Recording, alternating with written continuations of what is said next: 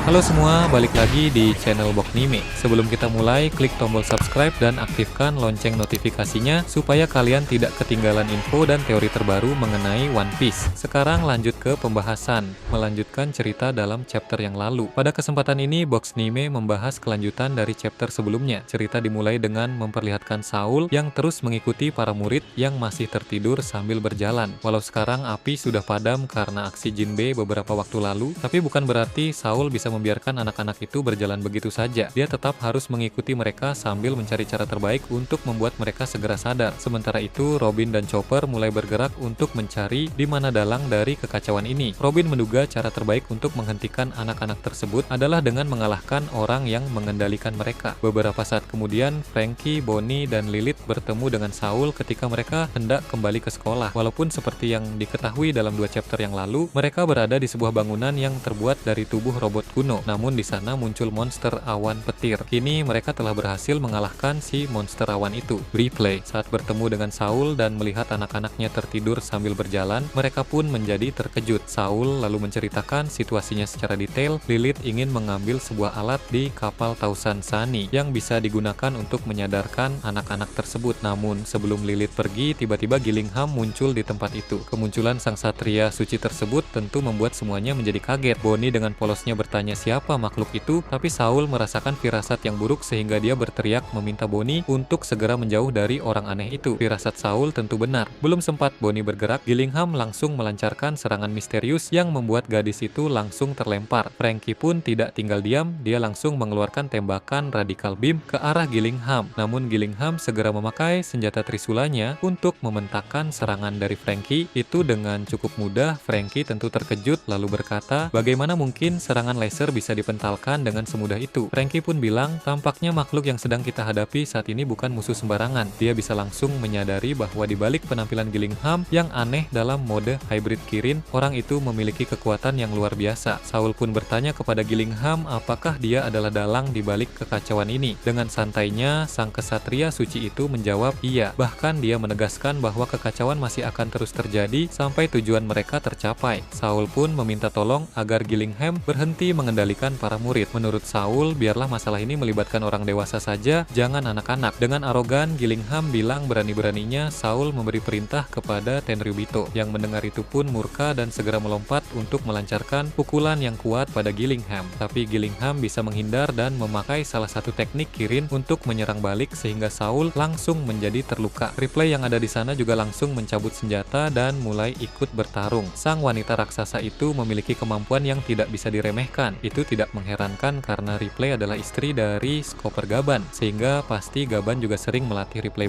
Bonnie yang tadi diserang juga kali ini telah bangkit kembali dan memakai teknik di Distorted Future untuk berubah menjadi Nika seperti saat di Pulau Egghead kemarin. Lalu Franky pun terlihat memasang ekspresi serius untuk bertarung dengan lebih maksimal. Namun dengan kemampuan yang Gillingham miliki, dia tetap mampu unggul menghadapi mereka semua. Tak lama kemudian Robin dan Chopper yang tadi berkeliling untuk mencari dalam kekacauan kembali ke sana karena mereka melihat ada pertarungan. Mereka berdua pun segera membantu Saul dan yang lain. Sementara itu dari kejauhan ada Somers yang masih terus memantau. Somers mengamati keadaan secara bergantian antara pertarungan di tempat Gillingham dan pertarungan di tempat Gunko. Orang-orang yang dihadapi oleh Gunko adalah Jinbe, Nami, Usopp, dan Brook. Somers pun menonton semua itu dan tampak menikmatinya. Dia bilang Gun dan Gillingham terlihat sangat bersemangat. Dia juga ingin ikut bertarung, tapi Somers sedikit menahan keinginannya sebab dia yakin musuh-musuh yang ada saat ini bisa ditangani oleh dua rekannya itu. Jadi Somers masih menunggu musuh kuat yang nanti akan muncul. Dia tahu dengan kekacauan yang terjadi akan ada semakin banyak orang yang datang ke sana. Maka dari itu lebih baik bagi Somers sekarang untuk menahan diri sambil menyimpan tenaga demi menunggu musuh-musuh yang lebih kuat. Kembali ke lokasi pertarungan Gillingham, keadaan telah menjadi semakin panas. Chopper dan Robin sudah terlibat pertarungan juga. Chopper memakai mode Monster Point dan Robin memakai teknik iblis seperti yang dia gunakan dalam pertarungan melawan Black Maria kemarin. Bonnie masih dalam mode Distorted Future Nika seperti tadi. Replay pun tampak lebih serius dari sebelumnya. Sedangkan Franky bersiap untuk menembak beam yang lebih kuat lagi. Beberapa saat kemudian mereka semua secara bersamaan melancarkan serangan ke arah Gillingham sehingga ledakan besar pun terjadi di tempat itu. Namun sang kesatria suci tersebut tidak langsung kalah, melainkan dia segera berubah ke dalam mode Full Zoan sehingga ukuran tubuhnya sekarang menjadi jauh lebih besar dan dia terlihat lebih sangar dibanding mode hybrid sebelumnya. Dalam Dalam mode hybrid, wujud Gillingham memang cukup konyol, sedangkan dalam mode full zone ini, dia benar-benar sangat berbeda. Somers yang masih memantau pertarungan itu tertawa lalu berkata para musuh akan segera tamat ketika Gillingham sedang dalam mode tersebut. Sebagai rakan sesama Satria Suci, Somers tahu seberapa kuat Gillingham dalam mode full zone. Berhubung ukuran tubuhnya menjadi besar, maka Nami, Jinbei, Usopp, dan Brook yang sedang bertarung melawan Gunko juga bisa melihat Gillingham dari kejauhan dengan Kenbun Shoku Haki. Jinbei bisa merasakan kekuatan besar dari makhluk itu. Mereka pun bertanya-tanya siapa makhluk itu sebenarnya. Dan ketika semuanya lengah, tiba-tiba Gunko menargetkan Brook dengan tanda panah miliknya. Namun tujuan Gunko bukan untuk melukai Brook, melainkan mengikat dan menangkap si tengkorak itu. Para kru bajak laut topi jerami yang tadi lengah baru menyadari itu dan mencoba mengejar Gunko. Namun karena gerakan Gunko sangat cepat, mereka pun tidak bisa mengejarnya. Brook yang kini telah diculik oleh Gunko pun panik. Dia trauma karena dulu dia juga pernah ditangkap oleh Big Mom. Gunko pun bilang akhirnya dia bisa memiliki Soul King. Gunko yang merupakan penggemar musik Brook tidak dipungkiri jadi ingin memiliki Brook. Namun Brook tidak tahu tentang fakta itu sehingga dia merasa ketakutan. Berhubung Brook tidak bisa melepaskan diri dari panah Gunko, dia pun mengeluarkan jiwanya dari dalam tubuh tengkoraknya. Nah, Brook dalam wujud jiwa pun terbang dengan cepat menjauh dari Gunko. Namun Gunko yang sadar akan hal itu langsung mengejar jiwa Brook itu dengan tanda panah miliknya. Gunko bilang tanda panahnya ini tak hanya bisa menangkap fisik tapi juga bisa menangkap jiwa. Lagi-lagi Brook yang sudah dalam wujud jiwa pun terus terbang menjauh sambil ketakutan. Kembali memperlihatkan lokasi Gillingham dalam mode full zone. Gillingham mulai melancarkan serangan-serangan yang berskala besar. Lingkungan sekitar mengalami kerusakan dan para musuhnya sangat kesulitan. Ada momen di mana Ripley yang terdesak hendak diserang oleh Gillingham, tapi untung saja Skopper Gaban muncul di sana tepat waktu. Sang tangan kiri dari Raja Bajak Laut Roger itu segera memakai teknik Yasota-Keru, serangan yang sama seperti yang dia pakai di Kasilo Aurus beberapa waktu yang lalu. Teknik itu menghasilkan tebasan beruntun dari kedua kapaknya dan berhasil mengenai tubuh monster Gillingham. Gillingham pun tanpa kesakitan karena terkena serangan itu. Hal itu berdampak pada Gillingham karena serangan Gaban memancarkan haki yang luar biasa sampai memperlihatkan ada aura petir. Dia juga bisa merasakan bahwa kakek tua tersebut jauh lebih kuat dibanding orang-orang lain yang ada di sana. Tidak cukup sampai di situ, tiba-tiba Dory dan Brogy yang juga datang ke sana melancarkan teknik Hakoku yang membuat Gillingham terluka dan terpental. Dory dan Brogy pun terkejut karena Hakoku dari mereka hanya membuat dia sedikit terluka dan terpental saja, karena biasanya semua monster yang mereka temui akan tertembus dengan serangan itu. Dory dan Brogy pun bertanya-tanya, dia ini monster macam apa, bagaimana mungkin bertahan dari serangan gabungan tersebut. Kemudian Somers yang melihat Gaban sudah muncul dapat merasakan kekuatan besar dari orang itu dan dia langsung teringat peristiwa dalam insiden God Valley dulu. Maka Somers pun berkata, inilah saatnya untuk turun tangan. Beralih ke tempat lain, diperlihatkan Mary Joyce Roblucci dipanggil untuk menghadap Gorosei di ruangan otoritas. Gorosei pun bilang berdasarkan laporan yang ada, Roblucci berkata telah menghabisi Stussy si pengkhianat di Pulau Eget. Namun ada informasi terbaru bahwa seseorang melihat keberadaan Stussy di suatu kota. Gorosei dengan penuh curiga bertanya mengapa bisa begitu. Kemudian kilas balik singkat pun diperlihatkan saat di Pulau Eget kemarin Roblucci bertemu dengan Stussy. Dia awalnya ingin membunuh wanita itu, tapi Kaku pasang badan untuk segera melindungi Stussy. Rupanya Kaku punya hutang budi besar kepada Stussy. Stussy lah yang telah menyelamatkannya dari dalam gelembung di Pulau Eget. Kaku pun memohon agar Roblucci membiarkan Stussy pergi. Dengan berat hati, Roblucci pun mengabulkan permintaan dari temannya itu. Walau dia terlihat dingin, tapi dia sebenarnya peduli kepada Kaku, karena Kaku adalah sahabat dekat Roblucci dari saat masih kecil. Ditambah lagi kondisi Roblucci saat itu sedang terluka parah akibat pertarungan melawan Zoro, sehingga dengan kondisi tersebut tak ada jaminan dia bisa membunuh Stussy. Setelah membiarkan Stussy pergi, Roblucci bilang pada angkatan laut bahwa dia telah menghabisi wanita itu, padahal faktanya Stussy dibiarkan pergi dengan selamat. Kilas balik pun berakhir dan kembali memperlihatkan ruangan otoritas para Gorosei. Roblucci berkata jika ada yang melihat Stussy di suatu kota, maka sepertinya wanita itu berhasil selamat dari Pulau Eget. Roblus mengaku telah salah mengira jika dia sudah mati. Namun Gorosei merasa ada yang aneh dari ucapan Roblucci. Nusjuro pun bilang sepertinya ada yang tidak beres karena suatu alasan tertentu. Mars pun menambahkan ini hanya sekedar dugaan dan asumsi saja. Dia bilang rasanya agak disayangkan jika agen berbakat seperti Roblucci dihukum hanya karena sebuah asumsi. Maka Gorosei ingin memberi sebuah kesempatan. Roblucci akan mendapatkan misi baru bersama dengan para agensi CP0 lain dan dia harus melaksanakan misi ini sebaik mungkin. Apabila Roblucci membawa hasil yang terbaik, maka Gorosei akan melupakan dugaan soal Roblucci yang berbohong mengenai kematian Stussy. Misi baru ini adalah pergi ke negeri-negeri yang memberontak dan dan membuat mereka kembali tunduk pada pemerintah dunia. Terakhir, cerita kembali menyoroti Pulau Elbaf. Di sana Somers sudah muncul di area pertarungan. Dia mencabut pedangnya, melapisi pedang itu dengan tanaman berduri dan mengalirinya dengan haki yang sangat kuat. Somers pun mulai menargetkan Skopper Gaban. Gaban tentu tidak tinggal diam saja, dia melapisi kedua kapaknya dengan haki yang sangat kuat dan menerjang ke arah Somers. Dengan begitu, bentrokan serangan pun terjadi antara mereka berdua. Keduanya sama-sama memiliki Hosokuhai dan Bushoshoku Haki yang sangat kuat sehingga menghasilkan dampak bentrokan yang sangat besar. Bahkan para prajurit raksasa lemah yang ada di sekitar sana langsung pingsan akibat terkena pancaran dari bentrokan haki mereka berdua. Berhubung bentrokan haki keduanya sangat masif, maka hal itu pun bisa dirasakan oleh Luffy, Zoro, Sanji, dan Loki di dunia bawah. Luffy pun bertanya-tanya apa yang sedang terjadi di atas. Lalu Loki menjawab, sepertinya kekacauan sudah terjadi.